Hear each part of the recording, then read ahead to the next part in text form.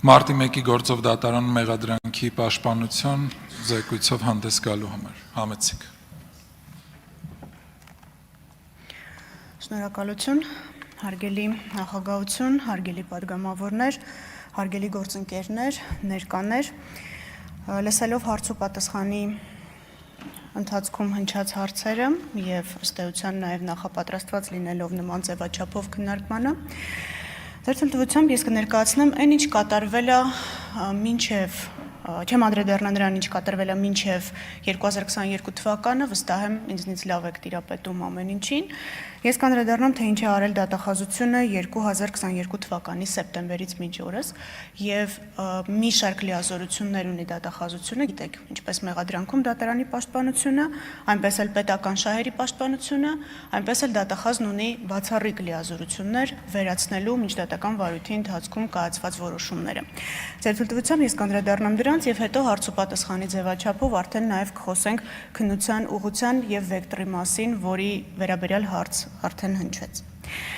Նախ հիշեցնեմ, որ Սահմանադրական դատարանի 2021 թվականի մարտի 26-ի որոշմամբ քրեական օրենսգրքի 300 պրիմ հոդվածը դա սահմանադրական կարգը տապալելն էր, ճանաչվեց Սահմանադրության 78 եւ 79 հոդվածներին հակասող եւ անվավեր։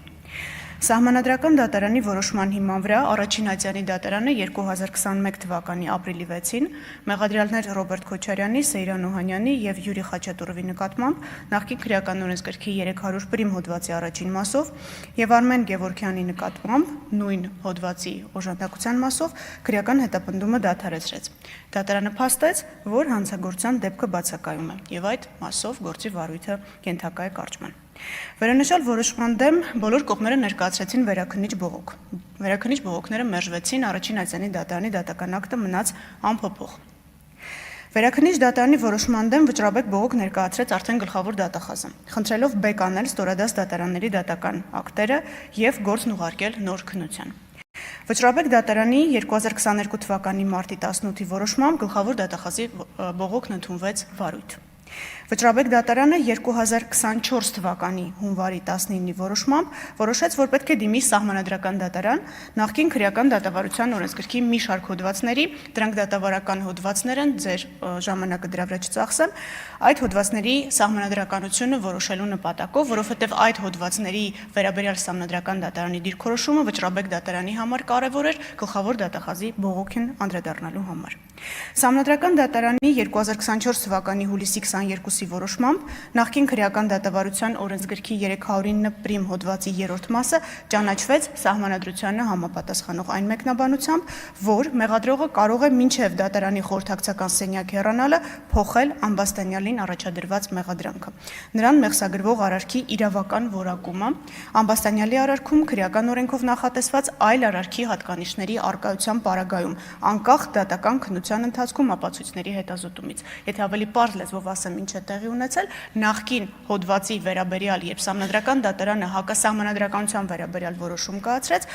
հետագայում բարձր դատարաններն ասացին, որ դատախազն իրավասու է փոխելու մեղադրանքը նույն փաստական տվյալների առկայության պայմաններում այլ հոդվածով որակել արարքը։ Բարձրագույն դատական խորհրդի որոշման հիման վրա գործը քննող դատավորի լիազորությունները նախկինում, որ քննել էր գործը մինչև 2021 թվականը, դադարեցվեցին։ Եվ քրեական գործը 2024 թվականի սեպտեմբերի 2-ին մակագրվեց Երևան քաղաքի ընդհանուր իրավասության առաջին ատյանի քրեական դատարանի մեկ այլ դատավորի։ 2024 թվականի սեպտեմբերի 12-ին վճռաբեկ դատարանը դատախազի բողոքի հիման վրա բեկ անեց Երևան քաղաքի առաջին ատյանի ընդհանուր իրավասության դատարանի 2021 թվականի ապրիլի 16-ի որոշումը եւ այն անփոփոխ թողնելու մասին վերաքննիչ քրեական դատարանի 2021 թվականի նոյեմբերի 26-ի որոշումը։ Գործն ուղարկվեց հակակոռուպցիոն դատարան նոր քննության։ Բոլոր նիստերը լուսաբանվում են, նիստերի վերաբերյալ կարծում եմ ամբողջությամբ համապարփակ տեղեկացված են եւ տուժողի իրավահաջորդները եւ հանրությունը։ Բայց ուղղակի կնշեմ, որ ի թիվս այլնի վճռաբեկ դատարանն արձանագրեց, որ Սահմանադրական դատարանի 2024 թվականի հուլիսի 22-ի որոշման լույսի ներքո, եթե մեղադրողը գտնում է, որ կատարված արարքը կարող է որակվել քրեական օրենսգրքի այլ հոդվածով, ապա իրավասու է մեղադրանքի լրացմանը կամ փոփոխման ուղղված քայլեր ձեռնարկել։ 2024 թվականի հոկտեմբերի 11-ին հանրային մեղադրողի կողմից կայացվել են Ռոբերտ Քոչարյանին, Սեյրան Օհանյանին, Յուրի Խաչատուրովին եւ Արմեն Գևորգյանին նախկին քրեական օրենսգրքի 300-1 հոդվածի առաջին մասով վերագրված արարքի իրավական գնահատականը փոխելու եւ նրանց նոր արդեն նույն օրենսգրքի 309 հոդվածի 3-րդ մասով, որը համապատասխանում է գործող քրեական օրենսգրքի 441 հոդվածի 2-րդ մասի 5-րդ կետին, մեղադրանք ներկայացնելու մասին որոշումներ։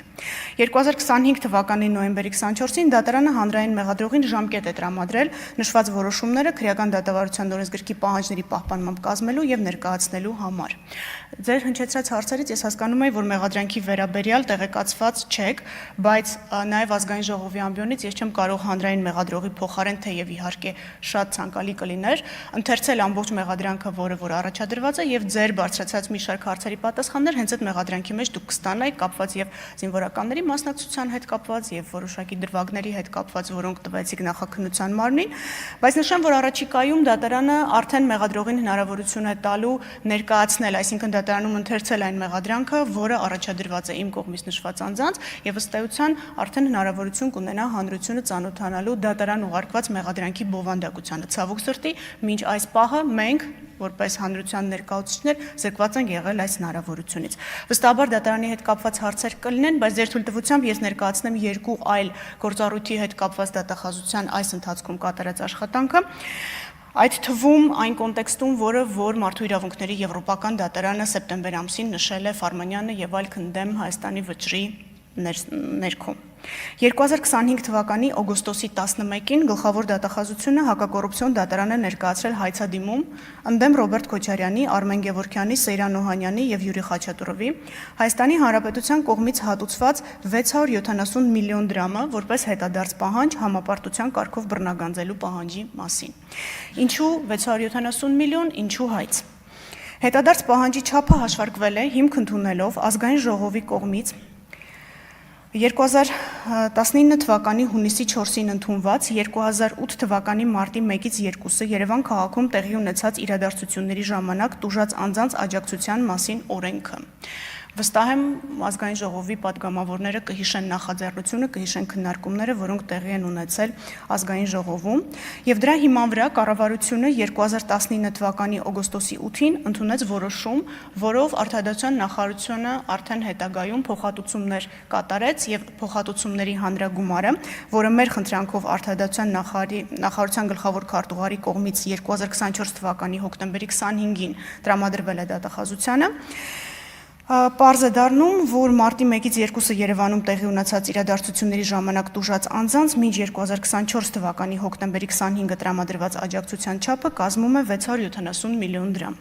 Գլխավոր դատախազությունը նաև ներկայացրել է հայցի ապահովման միջոց կիրառելու վերաբերյալ միջնորդություն, խնդրելով հայցագնի 670 միլիոն դրամի չափով արգելանք դնել պատասխանողներ Ռոբերտ Քոչարյանին, Արմեն Գևորգյանին, Սեյրան Օհանյանին, Յուրի Խաչատուրովին պատկանող գույքերի վրա։ Հակակոռուպցիոն դատարանի 2025 թվականի օգոստոսի 13-ի որոշմամբ հայցադիմումն ընդունվել է վարույթ։ Հայցի ապահովման միջոց կիրառելու վերաբերյալ միջնորդությունը բավարարվել է։ Սա նշանակում է, որ հայցապահանջի չափով նշված անձանցից համապարտության կարգով բռնագանձման ենթակա գումարը սառեցվել է։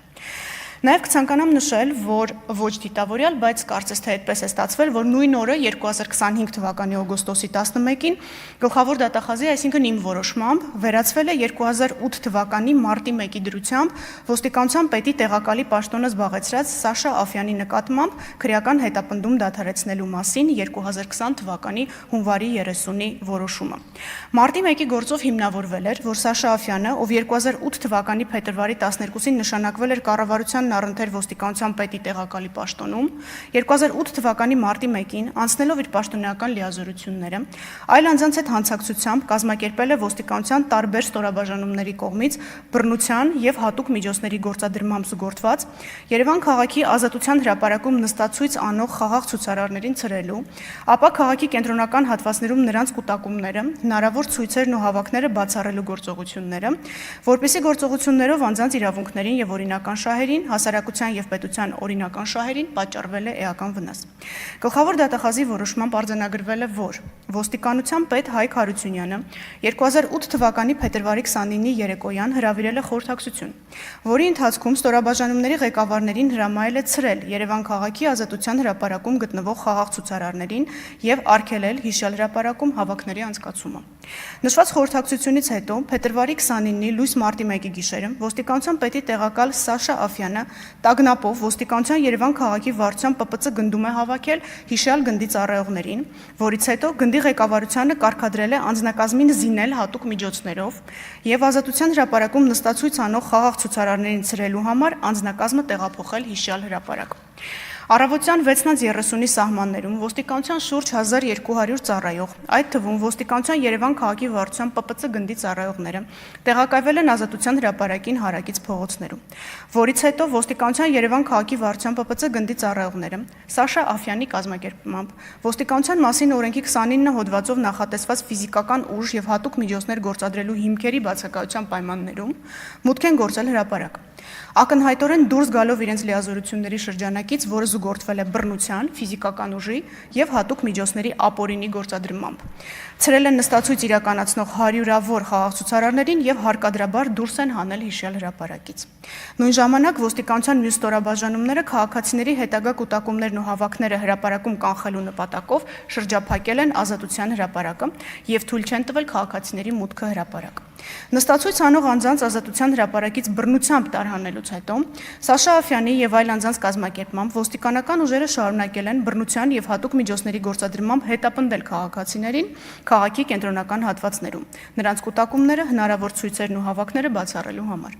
Ոստիկանության կողմից Ազատության հրապարակում եւ հարակից փողոցներում կատարված գործողությունների արդյունքում 3 տասնյակից ավելի քաղաքացիների առողջության պատճառվել է թեթև եւ միջին աստիճանի մարմնական վնասվածքներ, որպեսզի գործողություններով անձանց իրավունքներին եւ օրինական շահերին, հասարակության եւ պետության օրինական շահերին պատճառվել է էական վնաս։ 2019 թվականի հոկտեմբերի 26-ին որոշում էր կայացվել Սաշա Աֆյանին նախկին քրեական օրենսգրքի 38-309 հոդվածի երկրորդ մասով որպես մեղադրյալ ներգրավելու մասին եւ նույն օրը առաջադրվել էր մեղադրանք։ 2003 թվականի ապրիլի 18-ին ընդունված քրեական օրենսգրքի 309 հոդվածը հիշեցնեն պատասխանատվություն է նախատեսում պաշտոնատար անձի կողմից դիտավորությամբ այնպիսի գործողություններ կատարելու համար, որոնք ակնհայտորեն դուրս են եկել նրա լիազորության շրջանակից եւ էական վնաս են պատճառել անձանց կազմակերպությունների իրավունքներին եւ օրինական շահերին, հասարակության եւ պետության օրինական շահերին։ Հոդվածի երկրորդ մասով նախատեսված է լիազորություններ անցնելու որակյալ հանցակազմը այն է նույն արարքը, որը զուգորդվել է բռնություն, զենք, հատուկ միջոցներ գործադրելով։ Գլխավոր դատախազի որոշմամբ արձանագրվել է նաև, որ մեղադրյալ Սաշա Աֆյանը իր ցուցմունքով խնդրել է իր նկատմամբ նախկին քրեական օրենսգրքի 38-309 հոդվածի երկրորդ մասով հարուցված քրեական հետապնդումը դադարեցնել վաղեմության ժամկետն անցած լինելու հիմքով։ Սակայն գտնելով, որ մեղադրյալ Սաշա Աֆյանի կողմից բռնություն, զենք կամ հատուկ միջոցներ գործադրելով զուգորդված պաշտոնական լիազորություններն անցնելը ավարտվել է 2008 թվականի մարտի 1-ին, հետևաբար Սաշա Աֆյանին քրեական պատասխանատվության ենթարկելու նախկին քրեական օրենսգրքի 75 հոդվածի առաջին մասի 3-րդ կետով սահմանված վաղեմության ժամկետն անցել է, վարույթն իրականացնող քննիչը 2020 թվականի հունվարի 30-ին կայացրել էր որոշում եւ Սաշա Աֆյանի նկատմամբ դադարեցրել էր քրեական հետապնդումը վաղեմության ժամկետն անցած լինելու հիմքով։ Եվ նույն տրամաբանությամբ հսկող դատախազը հաստատել էր որոշման օրինականությունը։ Մինչդեռ գլխավոր դատախազը գտավ, որ երկու որոշումներն էլ կայացվել են ապօրինի։ Ինչ դրեց գլխավոր դատախազն իր որոշման հիմքում։ Նշեմ, որ քրեական օրենսգրքի 309 հոդվածի երկրորդ մասով հարուցված հանրային քրեական հետապնդումը դադարեցնելու մասին վարույթն իրականացնող քննիչի 20 թվականի հունվարի 30-ի որոշումը եւ այն չվերացնելու մասին հսկող դատախազի վարույթային ակտը հիմնավոր եւ օրինական չեն եւ այս հիմքով ենթակա են վերացման։ Գլխավոր դատախազն իր որոշման հիմքում ի թիվս ներպետական օրենսդրության միջազգային փաստաթղթերի եւ մարդու իրավունքների եվրոպական դատարանի Մուշեղ Սաղաթելյանն ընդդեմ Հայաստանի գործով վճռի դրել է վճռաբեկ դատարանի 2023 թվականի դեկտեմբերի 23-ի որոշումը, որի համաձայն առնվազն 2003 թվականի ապրիլի 18-ին ընդունված քրեական օրենսգիրքն ուժի մեջ մտնելու 2003 թվականի օգոստոսի 1-ի դրությամբ արկա է եղել խոշտանգման կամ դրան հավասարեցված վերաբերմունքի, այդ թվում պաշտոնատար անձի կողմից բռնությամբ զուգորդված լիազորություններն անցնելու դեպքում վաղեմության ժամկետներ կիրառելու օրենսդրական արգելք։ Հետևաբար, Սաշա Աֆյանին մեղսագրված է եղել արարք, որը որպես վատ վերաբերմունքի դրսևորում հավասարեցված է խոշտանգմանը։ Ինչով պայմանավորված նրա նկատմամբ հարուցված քրեական հետապնդումը չէր կարող դադարեցվել վաղեմության ժամկետներ կիրառելու օրենսդրական արգելքի պատճառով։ Նշեմ, որ առաջիկայում այս դրվագը մեղադրական եզրակացությամբ կհանձնվի դատարան։ Նշեմ նաև, որ ինչպես Եվրոպական դատարանը Ֆարմանյանը եւ այլ ընդդեմ Հայաստանի արդեն սեպտեմբերին կայացված վճռով հաստատել է, որ պատշաճ քննություն չի իրականացվել ոստիկանական բարձրագույն ղեկավարության եւ այն անձանց վերաբերյալ, ովքեր հատուկ միջոցներ գործադրելու հանձնարարություն են տվել կամ չեն պատրաստել այդ թվում երիտասարդ զինծառայողներին, քանի որ բանակի մասնակցության փաստի վերաբերյալ էլ կան տվյալներ, այս անձանց մասով քննությունը չի իրականացվել պատշաճ եւ պետք է քննության ուղղությունն այս առումով փոխվի։ Չեմ կարող նշել, թե ինչ տրամաբանությամբ է կամ ինչ պատահականությամբ է դա տեղի ունեցել, բայց գլխավոր դատախազությունը մոտ 1 ամիս առաջ արդեն քննության ուղղության հետ կապված փոփոխություններ է մտցրել քրեական գործում։ Ես նշեցի, որ օգոստոս ամսին են իմ կողմից նշված որոշումը կայացվել եւ մի շարք այլ պաշտոնատար բարձրաստիճան անձանց վերաբերյալ այս նույն տրամաբանությամբ շարունակվելու է քննությունը։ Ձեր հնչեցրած բազմաթիվ հարցերը, որոնք որ վերաբերում են քննության կոնկրետ դրվագներին, վերաբերում են մասնավոր դեպքից դեպի ընդհանուր դեպքը իրականացված քննություն, այսինքն կոնկրետ անձի կողմից կրակոց արձակելը, կոնկրետ զենքի կիրառումը եւ պարզ է, որ մոտապես 17 տարի հետո նման ճշգրտությամբ հնարավոր չի լինելու քննությունը իրականացնել, բայց մարտի 1-ի գործը չի կարող մտած լինել փակուղի, հարցնչեց առաջին զեկուցողին, որովհետև եւ Եվրոպական դատարանի վճռում է դա արձանագրված եւ արդեն գլխավոր դատախազի կողմից վերացված որոշմամբ եւ դատախազության կողմից տրված հանձնարարությամբ է արձանագրված, որ քննության ուղղությունը պետք է այլևս տարվի հակառակից, այսինքն այն պաշտոնատար անձանցից, ովքեր տվել են նման հանձնարարություններ կատարելու հրամաններ եւ հետո նոր միայն արդեն անդրադառնան կատարողներին, որպեսզի նաեւ հնարավոր լինի ամբողջ ծավալը քննության ապահովել։ Ես կարծես թե մի փոքր շուտ ավարտեցի, բայց այստեղ կեզրափակեմ, որովհետեւ ենթադրում եմ հարցեր կլինեն։ Շնորհակալ եմ։ Շնորհակալություն Տիկին գլխավոր դատախազ զեկույցի համար, եթե կան հարցեր, պարոն Մերապյան, համեցեք։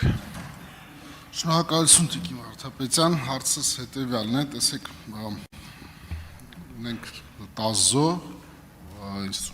զենքը կիրառել են ոստիկանները իմ կարծիքով եւ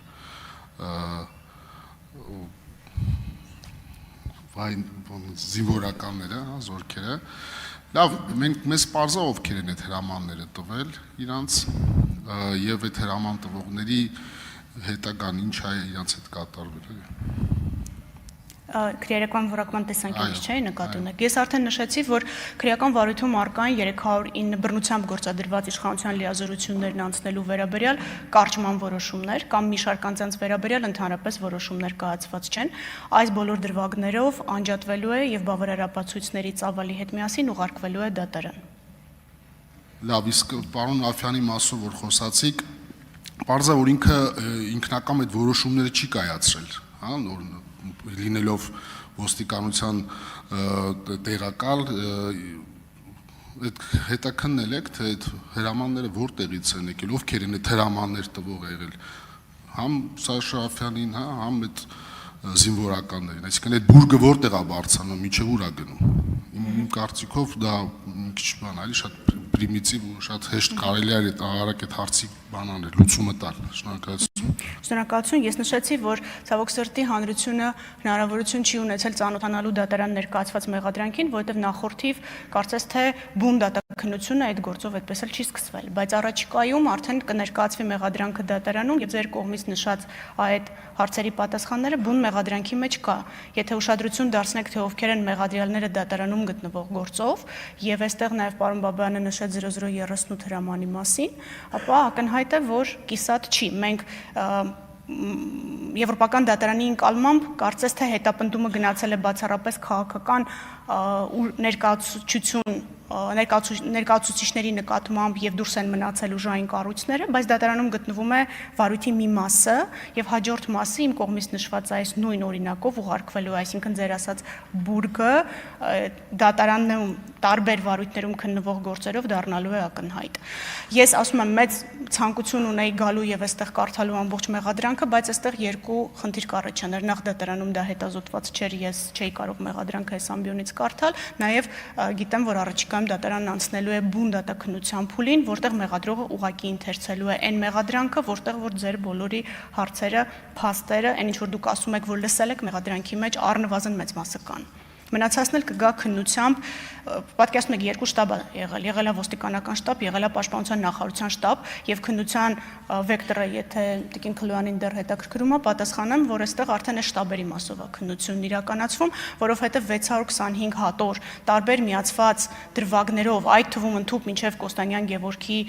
կողմից կոռուպցիոն հանցագործությունների կատարում տրամաբանական չի, որ մի վարույթի շրջանակում քննվի, դրա համար ըստ դրվագների եւ ըստ ուղղությունների այս պահին նախաքննությունն անջատվում է, որպեսզի հնարավոր լինի առանձին դրվագներով ուղարկել դատարան։ Ինչի առանձին դրվագներով, որ դատաքննությունն էլ ավարտվի։ Հակառակ դեպքում այդքան մեղադրյալներով դատաքննությունը կարող է իմ կենթանության օրոք ուղղակի չավարտվի։ Շնորհակալություն, համեցեք։ Տիկին գլխավոր դատախազ, շնորհակալություն մանրամասն զեկույցի համար։ Մի սենց հարց, քննչական կոմիտեի ղեկավարը իր զեկույցում նշեց, որ Կոստանյանի նկատմամբ հետախուզում է հայտարարվել գործերից մեկով։ Հիմա ես ուզում եմ հասկանալ այդ մարտի 1-ի քննության ամբողջ պատմության ընթացքում քանի անձանց նկատմամբ ուրեմն հայտարարվել հետախուզում, արդյոք տեղյակ եք, թե որ պետությունը որտեղ են գտնվում այդ անձիկ մասին խոսքը գնում է, այդ բոլոր պետությունների հետ էքստրադիցիայի համաձայնագիր Հայաստանի Հանրապետությունը ունի թե չունի եւ դատախազությունը ինչ ջանքեր է գործադրում այդ մարդկանց հետ ստանալու ուղղությամբ։ Շնորհակալություն։ Մարտի 1-ի գործի հետ կապված Գևորգ Կոստանյանը եւ քննչական խմբի ղեկավար Վահագն Հարությունյանը մեղադրվում են հետագայում պաշտոնական դիրքի չարաշահմամբ, ապացույցների կեղծման եւ գործի քննություն ըստ էության խեղաթյուրելու դրվագներով, դրանք բուն մարտի 1-2-ի գործողությունների հետ փոխկապակցված չեն, փոխկապակցված են հետագայում կատարված դիրքային չարաշահումների հետ։ Երկու անձի մասով էլ քննչական խմբի ղեկավարի եւ Կոստանյան Գևորգի մասով մեր ունեցած տվյալներով այդ անձին գտնվում են Ռուսաստանի Դաշնությունում։ Ռուսաստանի Դաշնության հետ մենք աշխատում ենք բազմակողմ պայմանագրի շրջանակում, այս պահին դա Քիշնևի կոնվենցիան է, բայց այս պահին չունենք ռուսական կողմից համաձայնություն այս անձանց արտահանձնելու, թեև նշեմ, որ դատախազությունը կրկին առաջիկայում հանձնման միջնորդություն է ուղարկելու Ռուսաստանի Դաշնություն, խնդրելով նորից դիտարկել նախկինում մերժված հանձնումը։ Այս առումով նաև մի հանգամանքի վրա կցանկանամ ձեր ուշադրությունը հրավիրել, միջդատական վարույթում գտնվող գործով ունենք նաև Կոստանյան Գևորգի եւ նրա կնոջ կողմից պաշտոնական եւ ոչ միայն պաշտոնական հանցագործությունների կատարման արդյունքում ձեռք բերված որոշակի գույքային միջոցների օրինականությունն է վիճարկվում եւ այս պահին դատարան է ուղարկված Գևորգ Կոստանյանի կնոջ Լիլիթ Կոստանյանի վերաբերյալ դրվագը, նշեմ, որ Կոստանյանները բացի մարտի 1-ի հետ կապված գործից մեղադրվում են նաեւ չարաշահումների եւ փողերի լվացման մեջ եւ այս պահին դատարանում գտնվում է կնոջ դրվագը, որովհետեւ Կոստանյանը հետախուզման մեջ է, կինը Հայաստանի Հանրապետության տարածքում է եւ կարող ենք առկա ձևաչափով դատաքննություն իրականացնել։ Համեցեք։ Շնորհակալություն, Տիկին դատախազ 2018 թվականի հեղափոխությունից հետո հնարավորություն ստեղծվեց մարտի 1-ի գործը վերաբացելու եւ օբյեկտիվ իրավական գնահատական տալու այդ գործին, սակայն բավականին երկար ժամանակ անց այնուամենայնիվ գրեթե կարելի է ասել գործը մտավ փակուղի դատա իրավական համակարգի դանդաղման եւ ձգձգման արդյունքում։ Եվ այդ ձգձգման եւ դանդաղման հետ կապված մենք ունենք հստակ իրավական գնահատական եւ եթե ունենք, ապա ում նկատմամբ եւ ինչ գնահատական ունենք։ Շնորհակալություն։ Շնորհակալություն։ Դատաքննության ձգձգումների հետ կապված բարձրագույն դատական խորհուրդն է այն մարմինը, որը կարող է ինձնից առավել ամբողջական պատասխանել ձեր հարցին։ Ես նշեցի, որ դատավորը, ով նախկինում դատաքննություններ իրականացրել այս գործով, լիազորությունները դադարեցվել են եւ ըստ էության գործը մակագրված է նոր դատավորի։ Դատախազությունը իրավասու չէ գնահատական տալու դատարանի գործողություններին, բայց մեր մասով նշեմ, որ ոչ միայն այս գործով, այլև ընդհանրապես դատաքննությունների ձգձգումներին որևէ կերպ հակազդելու համար դատախազները նախ դատարանի հետ նախապես պլանավորում են նիստերի ժամանակացույցը, բացի այդ դատախազները չեն բացակայում դատական նիստերից, որպեսզի մեր բացակայության պայմանավորված նիստերը չհետաձգվեն։ Ես ենթադրում եմ, որ մարտի 1-ի գործով նույն սխալը դատարանում չի կրկնվի, նախ որովհետև դատախազական մասնակցությունը լինելու է հետևողական եւ անընդհատ, այսինքն բացակայությունները բացառված են, բացի այդ մենք դատարանի հետ ժամանակացույց կսահմանենք, որպեսզի նաեւ դժողի իրավահաջորդների համար կանխատեսելի լինի։ Մնացածի առումով ներողություն եմ խնդրում, բայց գիտեմ ինձնից հստակ գնահատական եք ուզում լավի կամ վատի կամ ճշտի կամ սխալի վերաբերյալ, բայց դատախազությունը այն մարմինը չի, որն իրավասու այդ գնահատականը տալ։ Եթե ես չեմ սխալվում, պետաիրավական հարցերի հանձնաժողովում նաեւ առաջիկայում լինելու է քննարկում հենց այս ձգձգումների ինստիտուցիոնալ լուծման ուղղված միջոցառումների հետ կապված, պարոն Վարդանյանը չի թողի, որ ես սխալվեմ, այնպես որ կարծում եմ նաև օրենսդիր մարմինը այս առումով իր հանձնարարությունը իրականացնում է։ Ես արձագանք եմ, եթե կարելի է։ Տիկին դատախազ դատարանների դատավորների հետ կապված պարզա, իսկ ինչ կասեք օրինակ գործը հսկող դատախազի կամ քննչական խմբի քննիչների հետ կապված։ Գործը հսկող դատախազը փոփոխված է, նաև 2022 թվականից հետո ներկայացրեցի, թե ինչ է արված դատախազության կողմից։ Մնացած առումով այս պահին ցանկացած գնահատական, որ ես կտամ, կլինի շատ մերկապարանոց, դրա համար բուն գործը դատարան ուղարկելուց հետո կանդրադառնանք նաև պաշտոնատար անձանց դրսևորած վարքագծին, ու սա միակ դեպքը չի, մենք ունենք էլի հին ու շատ հին գործեր, որոնք բոլորովին վերջերս ուղարկեցինք դատարան, եւ գործը քննող քննիչի եւ հսկող դատախազի վերաբերյալ ունենք առանձին վարույթներ, բայց դա լինում է բուն մայր գործը դատարան ուղարկելուց եւ ըստ էության գնահատականի արժանացնելուց հետո։ Համեցեք։ Շնորհակալություն։ Տիկին դատախազ, մարտի 1-ի գործը միայն 10 հոգու սպանության մասին չէ, այլ դեպքերի, որոնք տեղի են ունեցել նաև մինչև մարտի 1-ը եւ միայն մարդկանց վրա ուժայինների հարձակումը չէր, հա, այլև մարտի 1-ից հետո։ Եվ այստեղ միայն Սաշիկ Աֆյան կամ եւս մի երկու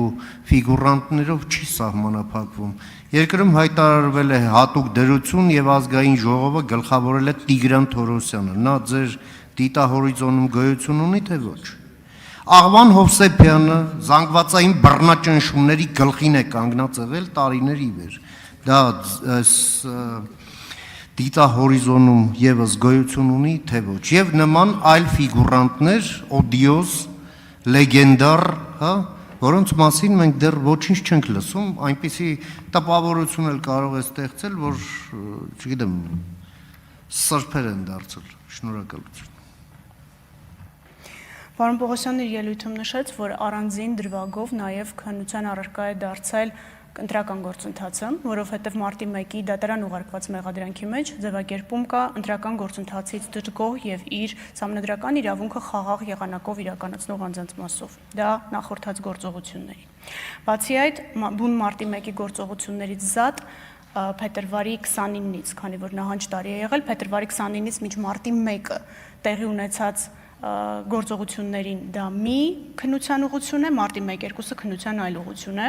եւ այս պահին այս երկու ուղղությունները անջատված են։ Ձեր կողմից նշված անձինք բնականաբար հատկապես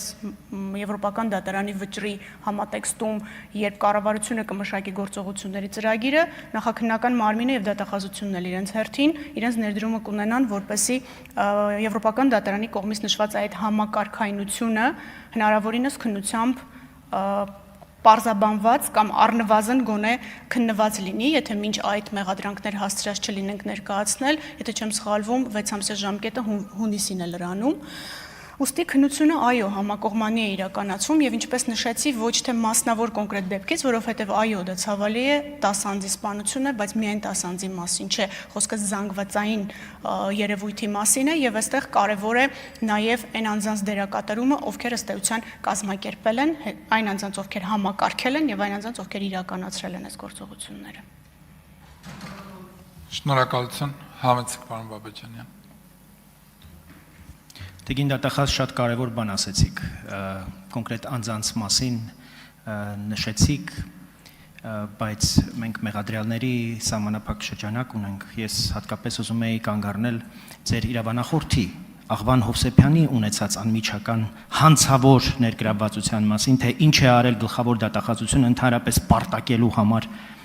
մարտի 1-ի գործը։ Համակարգային կերպով դատախազությունը, քննչական մարմինները, դատական ատյանները կազմակերպված կերպով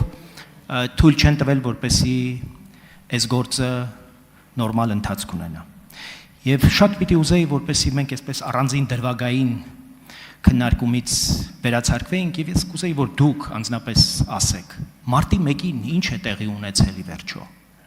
Սահմանադրական կարգի տապալում, մարդկանց պարզապես սպանություն, ինչ է տեղի ունեցել, այ որպես գլխավոր դատախազ, որ այսքան տեղեկացված եք եւ նյութերին ծանոթ եք ամբողջությամբ, շատ կուզեմ ձեզնից լսել։ Պարոն Բաբաջանյան, շատ մեծ է ցանկությունս գնահատական այստեղից հնչեցնելու, բայց ես դրանով ամբողջ դատաքննությունը կդնեմ լրջագույն հարվածի տակ։ Դուք մի մոռացեք, որ ես քաղաքական ելույթներ չեմ ներկայացնում, ես ներկայացնում եմ այն ինչ որ կա քրեական վարույթով եւ ցանկացած բառ, որ ես արտաբերում եմ այս ամբիոնից, կարա հետագայում օգտագործվի ի վնաս քննությանը։ Դրա համար շատ մեծ որպես Հայաստանի քաղաքացի իհարկե ցանկություն ունեմ ձեր հարցին պատասխանելու, բայց որպես գլխավոր դատախազ այդ հարվածի տակ չեմ դնի, որտեղ առաջիկայում մենք դրվագներ ենք ուղարկելու դատարան եւ ցանկացած կանխատեսում, որ ես այստեղից կանեմ, դատարանում դառնալու է փաստարկ ընդդեմ հանրային մեղադրողի, որ գլխավոր դատախազը դա ասեց եւ ասեց ի պատասխան հանրային լսումների եւ քաղաքական քննարկման։ Ես շնորհակալ եմ, որ նկատեցիք, որ գործի նյութերի վերաբերյալ դատախազությունը պատշաճ տեղեկացվածություն ունի։ Մեզ համար շատ կարևոր է, որ յուրաքանչյուր դետալ գործի նյութից մեր աչքից չվրիպի։ Իհարկե, մենք դեռ անելիք ունենք, որովհետև ես ինքս ամբողջ ծավալով 625 հատորին ծանոթ չեմ, բայց ծանոթ եմ ըստ կոնկրետ դրվագների, որոնցով մենք պլանավորում ենք ուղղությունները, նաև նշեմ, որ այս իմ կողմից որոշումների վերացումները հենց այս պահին բողոքարկվում են դատարան, բայց մենք դա նորմալ իրավական գործընթաց ենք համարում եւ քննիչը այս պահին արդեն նյութերն է անջատում, որպեսզի ուղարկենք դատարան։ Այսինքն Սաշաֆյանի դրվագը դա այն դրվագն է, որ հասցրել ենք իրականացնել եւ սա ուղղակի նաեւ ուղեցույց է, թե որ ուղղությամբ է քննությունը գնում, այդ թվում դատախազության վերահսկողության ներքո։ Ասեմ, որ հսկող դատախազն աշխատում է անմիջականորեն գլխավոր դատախազի հաշվետվությամբ եւ ենթակայությամբ։ Ստյոպա Սաֆարյան։ Շնորհակալ եմ շատ, հարգելի տիկին Վարդապետյան, իմ եւ դիտարկում եւ հարցնել վերաբերելու է իրականացող նոր քննության ծավալներին։ Դուք ես հասկանում եմ օրենսդրական առումով ձեր կաշկանդվածությունը խոսելու ծավալների շրջանակի նորի հայտ եկած հանգամանքների կամ քննության առարկադարձած ուրեմն հանգամանքների պահով, բայց այնուամենայնիվ, քանի որ ինքս էլ պատիվ ունեմ այսօրվա լսումներում եւ որպես ականատես եւ որպես այդ ժամանակ ազգային ժողովի պատգամավոր եւ նաեւ որպես քաղաքագետ ու ուրեմն փորձագետ ներկայացնելու ժողովրդական ինստիտուտների խոցելիությունը այս սահմարկեցուցիչ հանցագործության շրջանում եւ դրա արդյունքում հարցս հետեւյալի մասին է։ Երբ կարդում ենք մարտի 1-ի քննված, արդեն իսկ քննված մինչև վերավորակավորման այս ընթացքը, գործընթացի սկիզբը, թատորյակներ երբ կարդում ես, այն տպավորությունն է, որ գործ ենք ունեցել կազմակերպված բանդայի հետ, դուք ինքներդ էլ ձեր խոսքում հողում կատարելով այդ իրականացված քննությանը, համենայնդեպս խոսեցիք երկու շտաբերի մասին։ Ես որպես պատգամավոր, ում նաև հարցուպատասխանը այն ժամանակվա արտադրության նախարարի հետ, որը այդ ամբիոնից ներկայացնում էր ուրեմն հատուկ դրության ուրեմն հրամանագիրը, մենք այն ժամանակ ոչ տեղյակ էինք 0037 գաղտնի հրամանի մասին։ Եվ ես նույնիսկ երբ հիմա հետին թվով կարդում եմ քրեական գործի նյութերում հենց իմ հարցուպատասխանի մասը, տեսնում եմ, որ անգամ այն ժամանակ չունենալով այդ տեղեկատվությունը, որպես երկրի օրենսդիր մարմնի անդամ, համենայն դեպս տեղի ունեցել իշխանության զավթում եւ կարծում եմ, որպես իրավաբան ինձանից առավել լավ տեղյակ եք, որ իշխանության զավթումը դա միայն եւ միայն ընտրությունների կեղտելու միջոցով իշխանության տիրանալը չէ։ Դա նաեւ պետական, համանդրորեն լիազորված մարմինների գործառույթների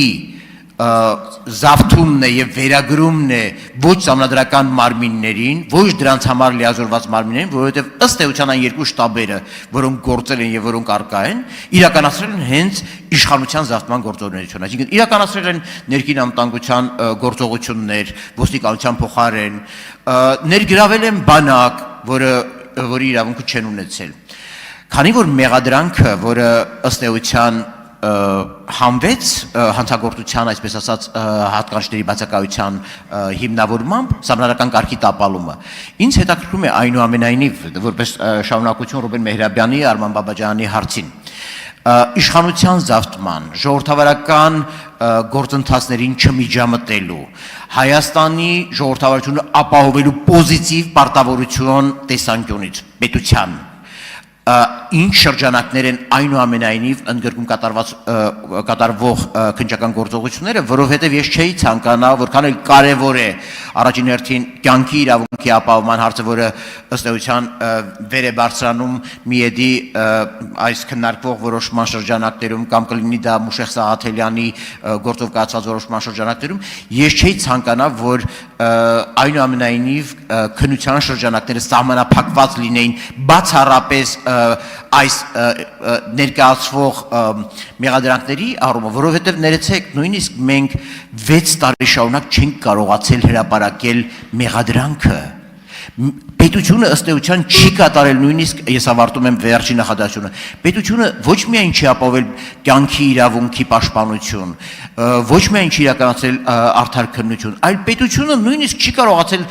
ապահովել ողջամիտ ժամկետներում դատաքննություն, եւ դա տեղի ունեցել մեր աչքի առաջ 6 տարի շարունակ, երբ դատարանի կողմից դա չի ապահովել։ Շնորհակալ եմ շատ։ Շնորհակալություն, պարոն Սաֆարյան։ Նշեմ, որ վստահ եմ, որ այդ ըմբռնումը ձեզ մոտ չկա, բայց քանի որ ձեր հարցի մեջ հնչեց, նաև բարձրաձայնեմ, որ մեղադրանքի փաստական կողմը մնացել է։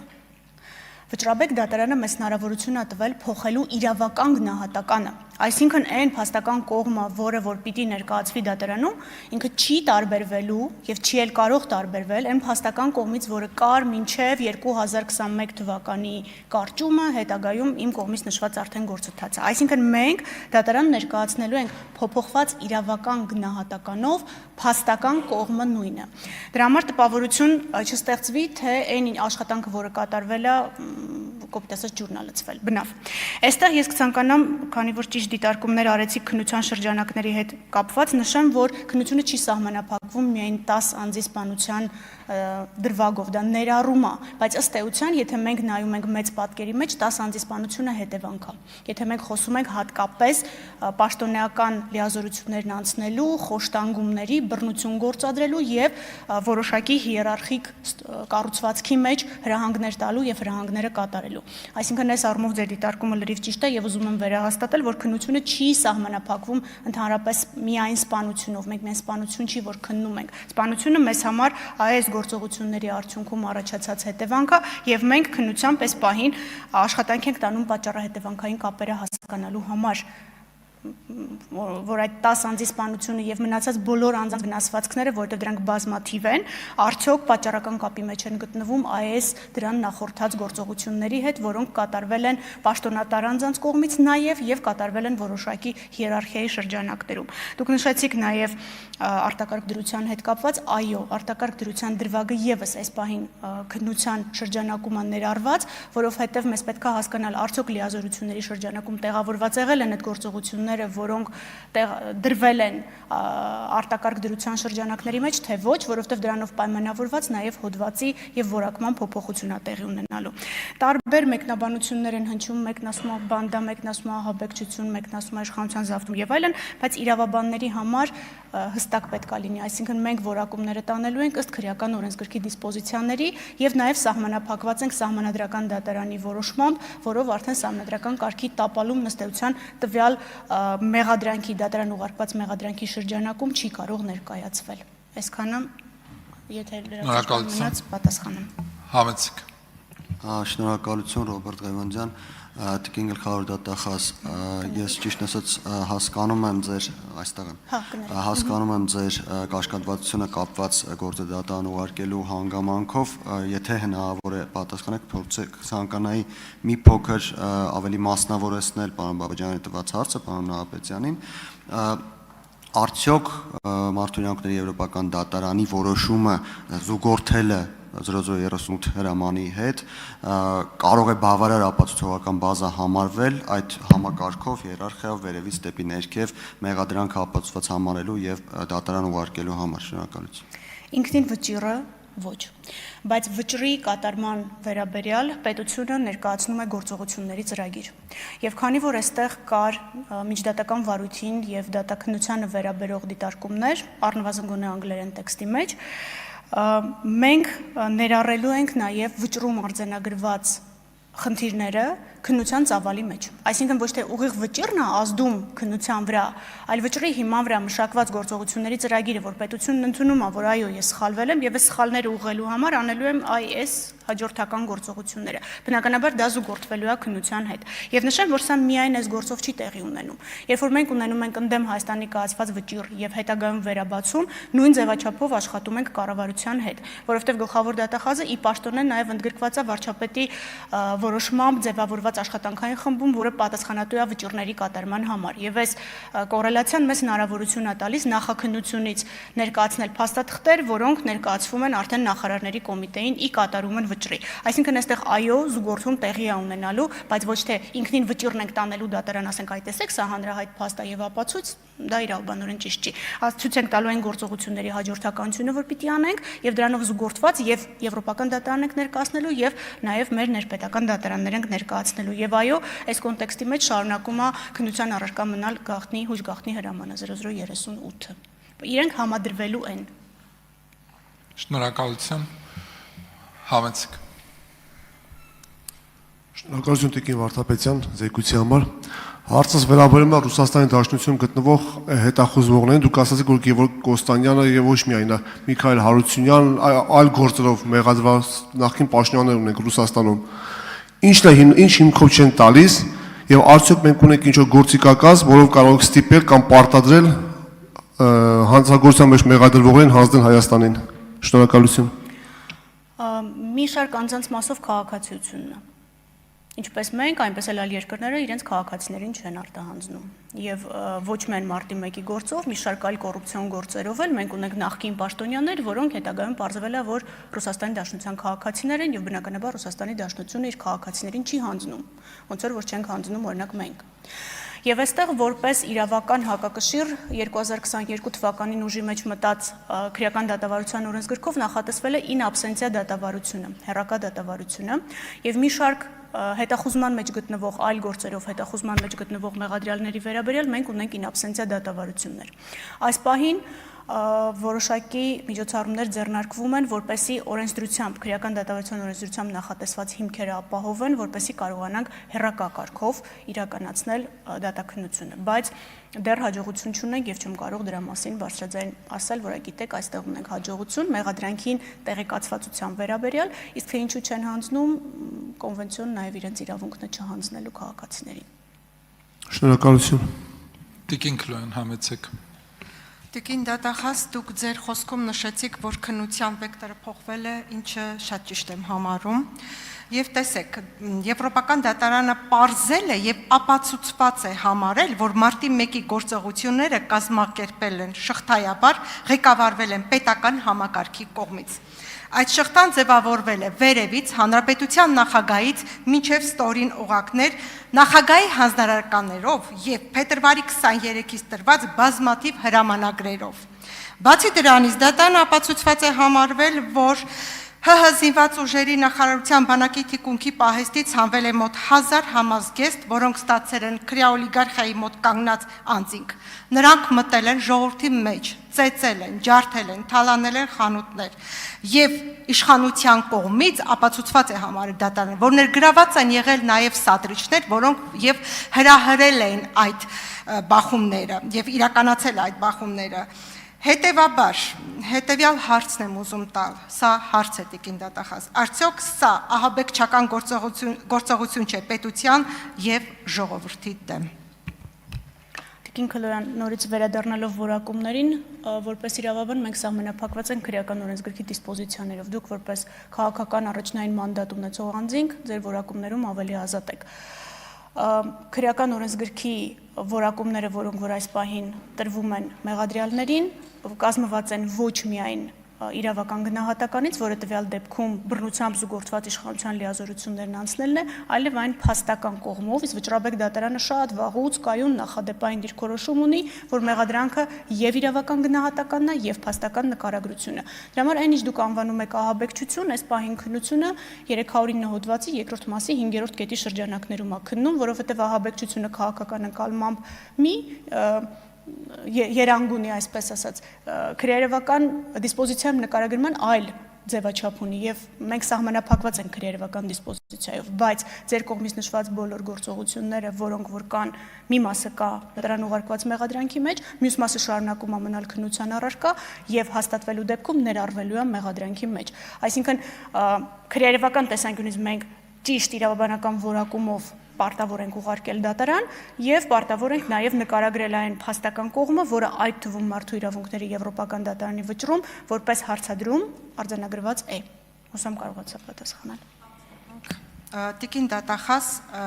փաստ եմ արձանագրում, որ ՄԻԵԴ-ը հստակ պահանջում է, որ Հայաստանի Հանրապետությունը կատարի դատարանի բոլոր վճիռները։ Գիտեք իմ մտահոգությունը որտեղ է, որ իրական հանցագործները ոչ միայն այսպես ասած չեն ընդունում իրենց կատարած հանցագործությունները, այլ մի բան էլ ընդհակառակը ասում են, մեզ են մեղադրում, ասելով, որ դե մենք ընդամենը 1 ամիս էինք կառավարում, դե թող Սերժ Սարգսյանը բացահայտեր, դե թող ներկայիս իշխանությունները բացահայտեն, այ չեն ուզում բացահայտեն, չի կայանում վճիռներ, որովհետև մտածում են, որ այդ ամբողջ մարտիմեկյան ողջ իրողությունն ու գործողությունների սլաքը ուղղվելու է ներկայիս իշխանության դեմ, ինչը անամոթ զզվելի սուտ է եւ ես համոզված եմ, որ բոլոր մեղավորները կկրեն իրենց արժանի պատիժը։ Տիկին Քլոյան, ձեր թույլտվությամբ մի նախադասությամբ ասեմ, ինչն է ձեզ ամենաշատը բարկացնում եւ ինձ էլ որպես Հայաստանի քաղաքացի բարկացնում, երբ որ մենք բուն քննության շրջանակներում ունենում ենք բազմաթիվ կատարված գործողություններ եւ չենք ունենում արդյունք։ Մենք կարող ենք ասել, որ այ գիտեք ինչ արել ենք 1 միլիոնից ավելի գործողություն, բայց այստեղ կարևորը ոչ թե արած գործողությունների քանակը, այլ արած գործողությունների արդյունքն ու որակը։ Դրա համար այս առումով, եթե նկատեցիք, ես ոչ մի հղում չարեցի, թե քանի քննչական գործողություն է կատարված եւ դա որևէ մեկին անհանգստացնող հարց պիտի չլինի։ Այստեղ քննության վեկտորի փոփոխությունը նաեւ կարծում եմ մեզ հնարավորություն կտա այդ ձեր մտահոգությունը փարատել ինչ իմաստով, որ մենք կոնկրետ 10 անձի սպանությունից ենք ճառագայթում ամբողջ քննությունը, այսինքն մասնավորից գնում եք դեպի ընդհանուր եւ այս ընթացքում արդեն կոնկրետ անձանց կոնկրետ իդենտիֆիկացնելու հարցերի մեջ են կարծես խճճվել, բայց եվրոպական դատարանը մեզ տվել է կոնկրետ ավելի ճիշտ ուղղություն, ասելով, որ մի վարքյան համակարգայնությունը մի հատ քննության առարկա դարձրու եւ հասկացի արդյոք այստեղ չունես հիերարխիկ կառուցվածքի մեջ լիազորությունների շրջանակից դուրս եկող գործողություններ եւ կարծում եմ այս առումով գոնե առաջիկայում դատարան ուղարկված մեղադրանքների կառուցվածքից այն ինչ որ ես ասում եմ ավելի ակնհայտ կլինի։ Շնորհակալություն, եւս 4 հարց ունենք ու ավել հարցեր չենք կարող համեցեք։ Շնորհակալություն։ Տիկին գլխավոր դատախազ, դուք ձեր խոսքը սկսեցիք 2022 թվականի սեպտեմբերից։ Հասկանալիորեն այդ ժամանակ եք ընտրվել այս պաշտոնում եւ այդ ժամանակվա ձեր գործողություններին, այդ ժամանակից ի վեր ձեր գործողություններին անդրադարձակ, բայց ես ուզում եմ նաև քննարկել այստեղ ձեր անմիջական իրավանախորդի գործողությունները։ Արդյոք դուք համարում եք, որ 2019 թվականից ի վեր, երբ հարուցվել է մարտի 1-ի վերաբերյալ գործը, մինչև այն պահը, երբ որ դուք եք զբաղեցրել այս պաշտոնը, գլխավոր դատախազի Արթուր Դավթյանի գործողությունները եղել են պատշաճ, եղել են բարեխիղճ, պատշաճ ջանադրություն է կիրառվել եւ հարցս հնչեցնում եմ, որովհետեւ տեսանք տարբեր առիթներով նախկին գլխավոր դատախազին որպես նախկին երկրորդ նախագահների, որոնց անունը նաև շոշափվել է մարտի 1-ի վերաբերյալ գործով, իրենց գլխավորած կամ իրենց աջակիցների կամ իրենց պրոքսիների իմ գնահատման պրոքսիների ցույցերին։ Արդյոք այդ ամենը հարց չի բարձրացրել, թե այդ տվյալ անձը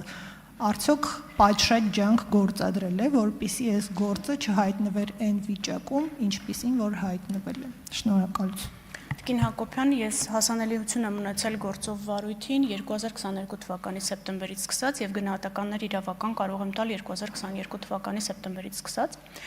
Ձեր կողմից նշված մյուս հարցին ես արդեն մասամբ առիթ ունեցա պատասխանելու, երբ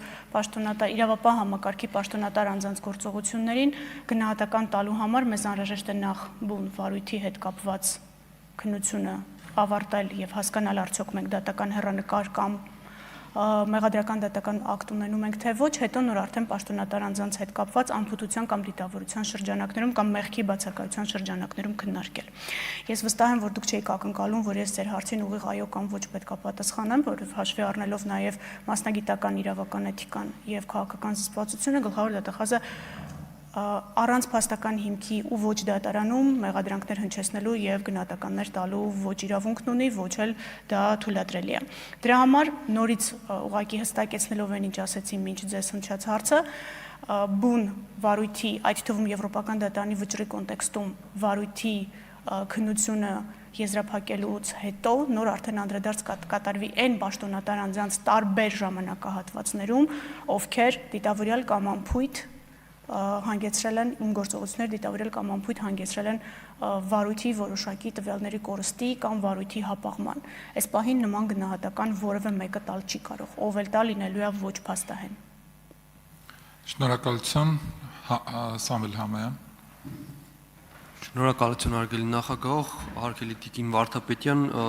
իմ հարցը շատ պարզ է։ 2008 թվականի մարտի 1-ի դեպքերից հետո 17 տարի է արդեն անցել, սակայն դեպքերը դեռևս չեն բացահայտվել։ Ձեր գնահատմամբ ի՞նչն է խոչընդոտել դեպքերի իրավական բացահայտմանը։ Խնդրում եմ ձեր դիտարկումը այս հարցի վերաբերյալ։ Ես կարող եմ մեկ ընդհանուր խնդրանք հնչեցնել, հաշվի առնելով իմ մանդատը որպես գլխավոր դատախազ եւ իմ զսպվածության պահանջը գնահատականներ, որոնք հենված չեն փաստերի վրա, ինձնից չակնկալել։ Ես օբյեկտիվորեն նման գնահատականներ տալ չեմ կարող։ Ինչպես Տիկին Հակոբյանի հարցին պատասխանելիս, ինչպես նաև այլ գործընկերների հարցին պատասխանելիս։ Այն բոլոր գնահատականները, որը ունի դատախազությունը, ձևակերպվում է մեղադրական եզրակացության մեջ եւ պատշաճ ընթացակարգով մուտք արվում դատարան եւ մենք դատարանում պաշտպանում ենք մեղադրանք հրապարակային, շատ հաճախ ուղիղ եթերների շրջանակներում։ Դրա համար ներողություն եմ խնդրում, բայց կխնդրեմ ինձ կոնկրետ անձանց վարքագծի վերաբերյալ գնահատականներ չակնկալել։ Շնորհակալ եմ։ Շնորհակալություն, համեցեք։ Տիկին դատախազ, ես շատ հստակ պարզ հարց կհղեմ ձեզ, քաղաքացիների կողմից որևէ իրավական հարց չեմ հղի, որտեղ բազմաթիվ քննարկումներ արդեն արվեցին, նաև չեմ պահանջում ձեզանից որևէ գնահատական, մեզ պարզ հետաքրքրում է, արդյոք կբացվի մարտի 1-ի գործը, թե նորից դատախազությունը կուղարկի դատարան, այնտեղ կկարճվի ու այսպես եւս մեկ սերունդ դրան կհետևի։ Շնորհակալ եմ։ Դատախազությունը կանի ամեն ինչ,